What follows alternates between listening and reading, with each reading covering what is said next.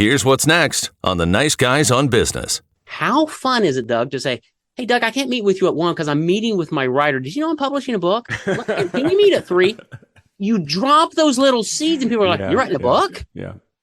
So many ways to build your credibility through the process, because the book is just a platform at the end of the day to elevate your credibility so you can market your credibility and authority to grow your business. That's what it's about. Locally sourced, organic, gluten-free, and topic to table. It's the Nice Guys on Business podcast.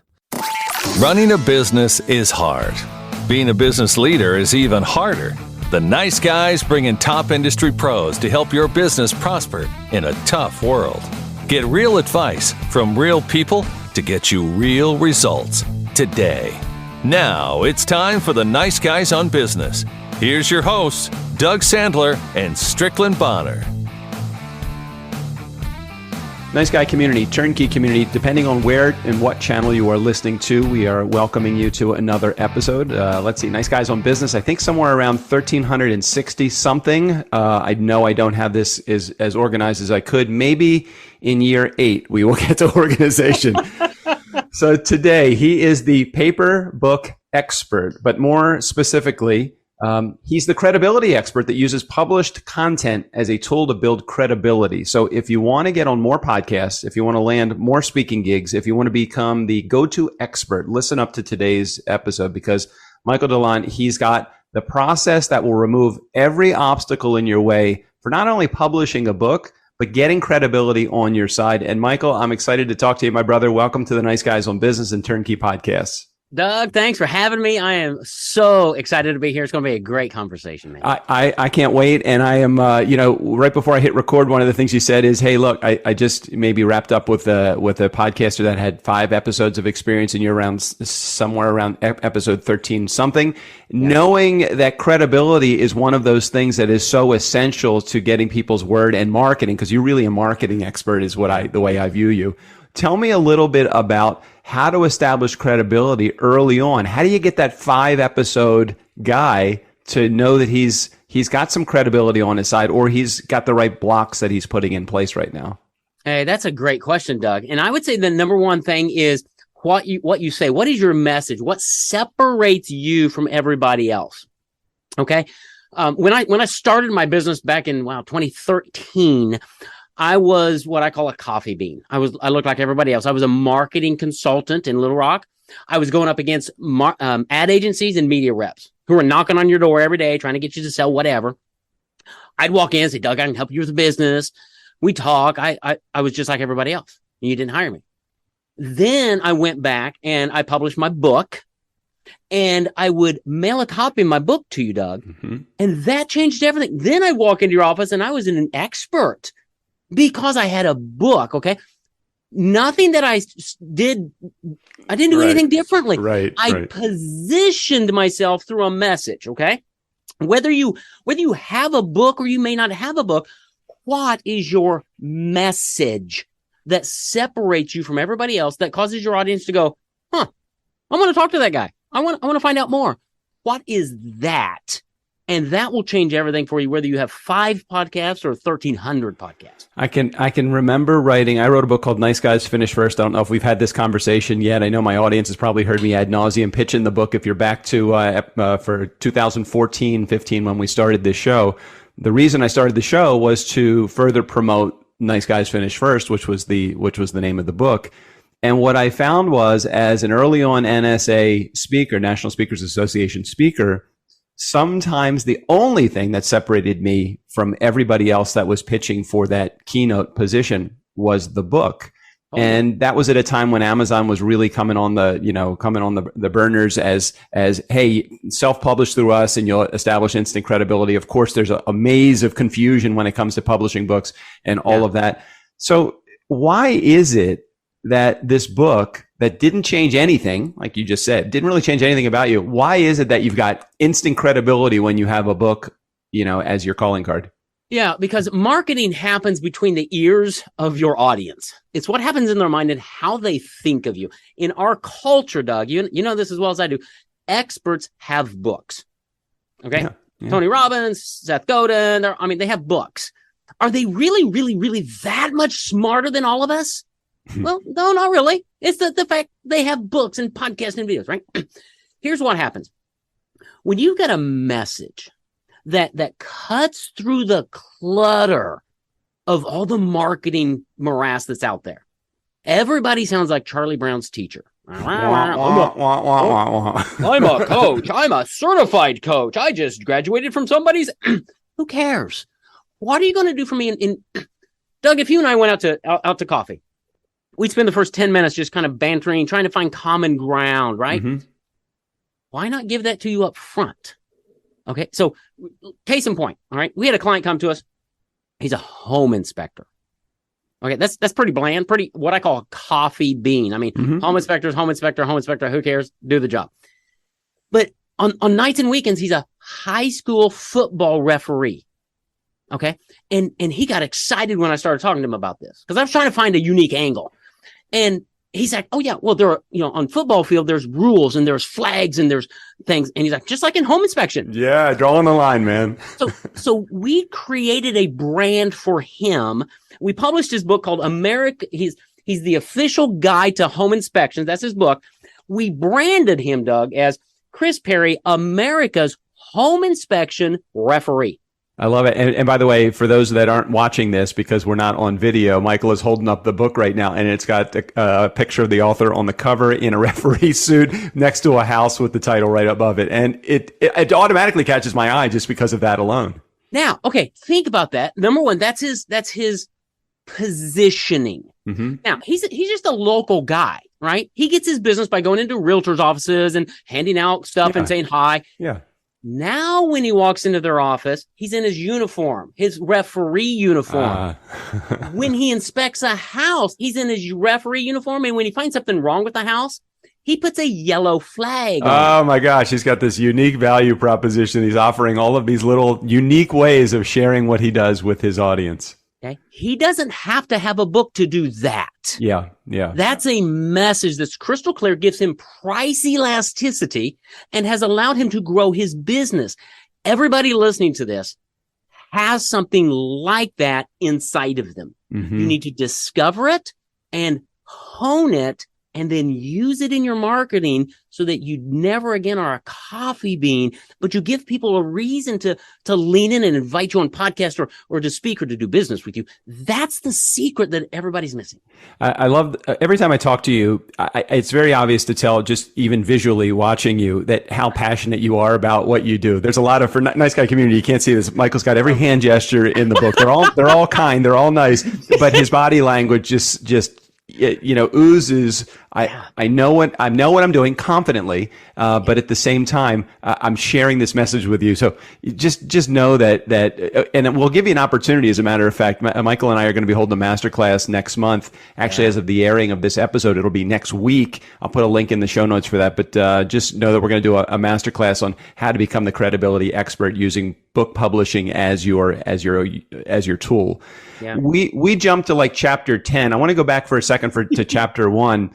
What are some of the obstacles that are in the way? I'm going to give you the one that was the biggest for me. I just remember I just don't have any freaking time to write a book because writing a book is a big undertaking. So give me some of it, if that's one of them. I don't know for most of your clients, but tell me what are some of the obstacles that are in the way for people to put something like this together? Yeah. Well, first of all, I'll tell you, Doug, never write a book.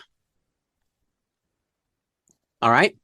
Now, Doug's got that deer in the headlights. So wait a minute. Do I speak it? How do I do? What do I do?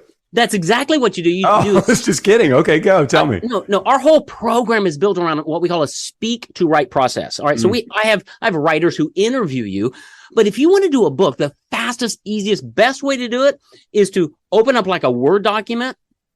Get some bullet points of like outlines or topics you know that you can talk on, and hit the dictate function and start speaking your content into the computer. It will dictate for you. And pretty quickly, you're going to have about 70% of your book out. Wow. Now you can go back and edit it or hire somebody who's really good at that, because your highest and best use of time, Doug, is not writing a book. It's meeting with people. But get the content out of your head onto paper. Time is probably the biggest thing. I mean, every week. Michael, I've always thought about writing a book. Michael, I've been writing my book for 3 years. Michael, Who has time? Our process is super fast, takes less than 24 clock hours of your time because we interview you and you speak to write your book. And then our writers do all the physical writing and editing and all of that to get your book done. So yeah, time is the biggest thing. The other thing is, how would I go about orchestrating my book or organizing it? Right. That's what writers do. Either use us or hire a good writer who understands flow and thought and theme, and just let them talk with you and hear what you have to say. Let them do what they're great at, and you focus your time, effort, energy on what you're best at. You'll have your book created pretty soon. I remember when I wrote Nice Guys Finish First. Again, this is going back to 2013, 2014, and I hired a book writing coach at the time, and his name is Rob. Did a really good job. And Rob had said, look, we're going to spend the next 20 weeks doing this, and if you want a 200-page book, that really comes down to 10 pages a week for the next 20 weeks. And I did the math because I looked at 200 pages and I'm like, that's so overwhelming. I looked at it and I'm like, well, I can do 10 pages a week for 20 weeks. And then I really came down to, what can I do in a day? That's a page and a half a day. And I'm like, I can write a page and a half a day if the average page is X amount of words, multiply that times 1.5. I'm like, I can do this. The challenge was sticking to the plan. I tried to write it over that 20-week period of time. And it ended up that I had more time at some spots in there. So I was able to put through, 5 pages in a day as opposed to a page and a half. How important is consistency when it comes to getting this process down? When you do it, are you a taskmaster? Do you stick around? Do you stay around their schedule? Do they stay around your schedule? How does that work? Because I think that timing thing is pretty important too. Like, great question. So normally what we do after we clarify your message and you're working with your writer, usually we do a 90-minute call once a week. So every Tuesday at 2:00, you're meeting with your writer. It's a rhythm. Yeah. And because you're speaking it, because you have everything in your head, there's not a whole lot of prep. Right. You've built the outline with the writer. So it's a rhythm so that you can build your life around this. And it's really cool, by the way, because if you're a business owner and you're out trying to get business and you're creating a book with us, how fun is it, Doug, to say, hey, Doug, I can't meet with you at 1 because I'm meeting with my writer. Did you know I'm publishing a book? Can you meet at 3? You drop those little seeds and people are like, you're writing a book? Yeah. So many ways to build your credibility through the process, because the book is just a platform at the end of the day to elevate your credibility so you can market your credibility and authority to grow your business. That's what it's about. You're not going to get rich selling this book on Amazon. Yeah. At $1.65 a pop, you're not going to get, unless you sell thousands and thousands. And maybe you know some of these numbers. If I don't remember if I know the numbers correctly, but if you do, you just throw them out. What does the average book sell in quantity that's on Amazon? Any idea? Oh, I have no idea. I would say I would guess less than 500. I was going to say the same thing, and I was even going to say less than 200. We're going to be that number. How many does it take? Just like how many downloads does it take for a podcaster to be successful? How many book sales does it take for an author to be successful? I don't even know that's a relevant question, is it? Yeah. Well, yes and no. I'll say 0. Right. Because it doesn't matter. Right. What happens is we publish you to Amazon and Kindle. I don't care if you ever sell a copy, because I want you to offer your book on your website. I want you in your webinars, in your conversations on your LinkedIn to say, Amazon best-selling author, Doug Sandler. Click here to get a free copy of my book. Drives to your website so you capture their name and their email. Now they're on your list. Now you can market to them. That's what I want. Nice Guy community, it's very similar to podcasting as a tool to build your credibility as well. As a matter of fact, one of the components that Michael and his team do so well is after you write your book, they also do this podcast thing. So share a little bit about how that works. Yeah, so we have a podcast your book program where at one of our higher levels, after your book's created, we actually create the entire podcast and we interview our author on every chapter of their book. So now we give that to them. We syndicate it to all the platforms, but now you have a video interview because, well, authors are interviewed everywhere, right? That you can put on your website, on YouTube, on LinkedIn. It gives you more credible content because I get a lot of people who come to me who don't have podcasts yet, Doug. I mean, as amazing as that is, they still do. And so we teach them how to do that to build their credibility. How important is it, do you think, to have that that badge of Amazon bestseller? Is that something that you also offer as a? It's funny to say, can you offer a guarantee that someone's going to be a bestseller? But there are programs that are out there that do that. So can you, and how important is it? Yeah, I absolutely can, and I absolutely do. So we guarantee you'll be an Amazon bestselling author. We have a whole program to guarantee to make that happen with a promotion engine. How important it is, I believe it's on a scale of 1 to 10, it's about 7 to 8 importance because of what that phrase does to your audience's mind. There are a lot of authors. I came across a guy the other day. He said, "Oh yeah, I'm going to offer 4 books." I'm like, "Really? Where are they?" Well, they're ebooks. They're in my garage. He sent me one. There was 20 pages. Yeah. I'm like, that's not a book. Right. That's a nice little e-magnet type thing. It's not a book. Right. And so what it did is it lowered his credibility in my mind. Okay. What we do is we create books. And now when you're an Amazon best-selling author, that title speaks to the mind of your audience. Okay. That's the important thing, because now you've carved out a special place, a position in their mind that your competitor probably doesn't have. Well, I completely agree with you. I mean, I remember when we launched this show, our goal was to become that new and noteworthy, and we did do that, and we did use that for probably the first 2 or 3 years, and now we can use, hey, we got 1,300 episodes and 5 million downloads. It doesn't matter if we're new and noteworthy anymore. With the book, it was the same thing. The publishing house that I worked with at the time, who was no longer in business, they had a best-selling program too, and it does make it number one, it makes you as the author feel that much better. And I know it's all an illusion, but at the same time, it's an illusion. Marketing is an illusion as well, so as long as you feel like it accomplishes, it brings you to the next level, and the people that are on the receiving side of it feel it too. And I can't tell you how many times somebody would say, "Oh my gosh, you have an Amazon bestseller," and then they would look online and like, "You do have a bestseller, and you've got 100+ reviews of your book," which is again another level that I'm sure that you teach people and tell people how to get there. Yeah. What are we missing talking about when it comes to whether it's credibility or marketing or publishing? So let's just deviate from the book, right? What I don't want is everybody think, well, I have to have a book. I gotta. You don't have to have a book. Okay? A book is great, but let's talk about personalizing your messaging and your marketing. Okay, I'm a big fan of Loom, LOOM.com. I use Loom videos a lot. Okay. I use them. We've integrated them into our funnel. When somebody books an appointment with me, Doug, we use like Calendly or something like that. And they have the automated emails that come out, right?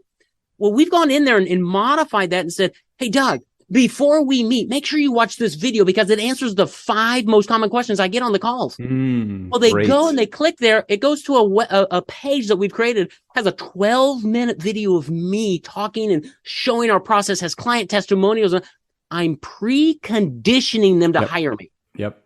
Okay. Then after you and I talk, guess what I'm going to do, Doug? I'm going to Loom you and say, "Doug, thanks for that interview, man. That was so much fun. I really appreciate you doing that." It's personal. It's fast. People need to do more little videos like that to build credibility, because at the end of the day, I'm trying to build a relationship so that, here's a marketing tip. I want to be the first one you think of, Doug, and the one you feel the best about when you or anybody in your world thinks about credibility marketing or being being an author. That's what I want. We're putting together a program. Michael is going to be attending the program as the master expert on this. I'm going to do all the legwork behind the scenes, because Lord knows I don't want Michael to have to actually do any work to get. He's right. He does these Loom videos. They're really good. Every time we have either a meeting or we do a follow up, he sends me a Loom video, and there is something a little bit more connecting when you're watching a video, especially when it's personalized to you, rather than getting a marketing email back in return. And I have never felt marketed to by Michael and his team. I always feel like Michael is paying personal attention to me. So a lot of the things that he is saying are building not only that relationship bond between me and him, but also his credibility for me to understand what he does and how he does it, because, he is eating the food that he is serving up. So he's not only telling me to do this, but he's doing it with his own approach as well. So highly encourage you to attend that masterclass. And I'm looking up the date right now. I think it is October 27th.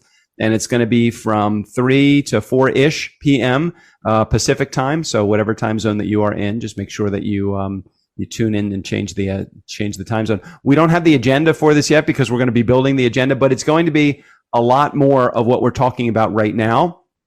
And one thing that's even makes it more attractive for you that are going to be attending that Nice Guy community and TurnKey community is that this is not going to be a webinar where we're going to be talking at you. This is going to be a Zoom meeting where you actually can participate in the conversation and ask questions. Because I hate going to those Zoom meetings. Sorry, Michael, if you put these kinds together. Sometimes I do too. And it's because of the nature of the beast that sometimes you just can't have the outside noise if you want to stay focused. Right. But in this case, I'm dealing with Michael DeLon, and he is an expert. He knows what he is doing. Let's try to knock him off his agenda. Let's try to. Yeah. Stump the chump, baby. Come on. I love it. So that's going to be on October 27th from 3 to 4-ish p.m. Pacific time. All right. What am I not asking you that needs to be covered when it comes to credibility, publishing, and anything else that you want to talk about? Probably the biggest thing is for your audience to understand to be themselves. Okay. You've got a story to tell that's deep inside of you. Here's a way to find it. Grab a friend, go out to coffee or something, take your computer, hit the record button, have your friend ask you a series of questions. Okay. So Doug, you and I are going out, hit the record button. Doug, tell me about your family as you grew up. Where did you go to school? Were you in any sports? What were your hobbies? Where'd you go to college? Really? Why do you do what you do, Doug? Why do you live where you live? Are you married? Tell me about your family. What are your hobbies? What do you love to do? You record all of this, and Doug gives me all these answers. When you listen back to that, you're going to find some themes that are going to pop out, and you're going like, well, that's kind of fun. Yeah, that's why I do that. Start using that in your marketing and be yourself. Doug, for a long time, I did not do video because I didn't have a great studio. I didn't have lighting. I thought I had to just be perfect, right? Right. And finally, I got to the point I said, you know what? On all that, I'm just going to I'm going to show up. I'm going to be Michael. And if you like Michael, great, hang around. Let's do some business. But if this offends you, then go away because this is who I am. This is what you get. Right. Buddy, that opened up everything for me that I can just pop into my office, no matter what, jump on a podcast, and I can be me. Too many times people are hiding behind their industry. Yeah. The letters behind their name. I have to look a certain way. No, you don't. Yeah. I think that is part of what a lot of resolution to this whole people working remotely. I had my assistant, Ashley. She was going to do a meeting today. She showed up at the meeting about on time. Let's say 7 a.m. was the meeting time. The client was there, and Ashley was frazzled because she had just literally handed off her preschooler to her mother-in-law to take care of the child for the day. And I could tell that she was frazzled. And the reality of it is, like, why do we put on this face that says we can't be frazzled? We can't have had stress in our life before and after. We have to paint this perfect picture for the people that we are hosting in these meetings. I like when somebody shows up and they're the real them. Now, that doesn't mean that I want them to be distracted during an interview and all of the stuff breaks down around them, but I want them to be real. When you start seeing genuine answers, genuine responses to the questions that I ask, that's when you get the real person. And I know that that's the guy that you are as well. You're not surrounded by 47 people in 37 departments, and you're like, right. You're you, and you've built a really successful business doing that. I think it's great. So, hey, thank you. The other formula that I throw out is consistency over time. That's how you go from 5 podcasts to 1,300, right? Consistency. But if you look at my website, paperbackexpert.com, then you go to my Facebook page, then you go to my LinkedIn page and profile, you'll notice some very strong consistency in image and in message. And that's missing in most business owners. Yeah. When I do that, when I look at websites and everything, there's no consistency. and people are searching online for you. Yeah. If you claim that you are the book publishing or credibility expert and someone's going to your LinkedIn profile and you just haven't added that to your last job because you've had 17 other jobs, don't you think that people are going to do a little bit of research on you before, if I just replaced my air conditioning in my home, which is not an inexpensive endeavor. I want to make sure that I have a company that's got a long list of people that have been highly satisfied with their services. If I go to Yelp and I see one review or I can't even find them on Yelp, there's a good chance that they probably haven't been in the business very long, no matter what they have said. So I completely agree with you. Consistency of messaging is essential. It is. And it's not really hard. And then we'll talk about this, I'm sure, in the masterclass too, but just building simple systems that you can follow routinely and then maybe hand those off to a VA or something, because profits don't grow a business. Systems do. Agreed. And most business owners are not running on systems. They are the bottleneck to the growth of their business. And so when you hang around us, you're going to learn systems and marketing and operations, because that is what will change your business and help you. Here's the bane of my existence now. We're going to help you scale to a 7-figure business. No, you're not. Because if you don't have systems, you're not scaling. Yeah, very true. You're going to be a one-arm paper hanger if you're going to try to do that and you have no systems in place. Agreed. Yeah. So I'm much happier working with business owners who are really good at what they do. We help position them clearly, uniquely, give them a few marketing systems, because most of my clients, Doug, they're not marketers. Okay. And that's okay. They're financial advisors, they're speakers, they're coaches, they're podcasters. They're excellent and expert at what they do. They've just not been taught marketing. So we bring marketing systems to the table, give them to them so they can run a great business and can grow consistently. That's really what brings joy to my heart. All right. So 2 areas that I want you to visit, Nice Guy Community, TurnKey Community, if you are watching or listening to this episode. Number 1, go over to Michael's website, paperbackexpert.com. Did I get that right? Paperbackexpert.com? That you did. Okay. The other area that you can go if you want to register today's event, I'll just make the link now. It's turnkeypodcast.com/credibility. If you go to turnkeypodcast.com/credibility, it'll take you directly to the registration page so that you can register for the masterclass coming up on October 27th, 3 to 4-ish p.m. Well, it starts at 3. I don't know what time it's going to end. Depends on how many good questions that we get towards the masterclass. Michael, man, appreciate you being on the show, and thanks for sharing your expertise with our community today. Oh, thanks, Doug. It's been a blast. I look forward to the masterclass coming up soon. Nice Guy Community, never underestimate the power of nice or the power of having some good credibility at your back with wind. Special thanks to Michael DeLon, all of his information, including access to his website and to the masterclass that we're going to do right there in the show notes. Steve O'Brien, go ahead and take us out of here. For the Nice Guys on Business, I'm Steve O'Brien. Fill up your week with the nice guys. That's their story, and they're sticking to it.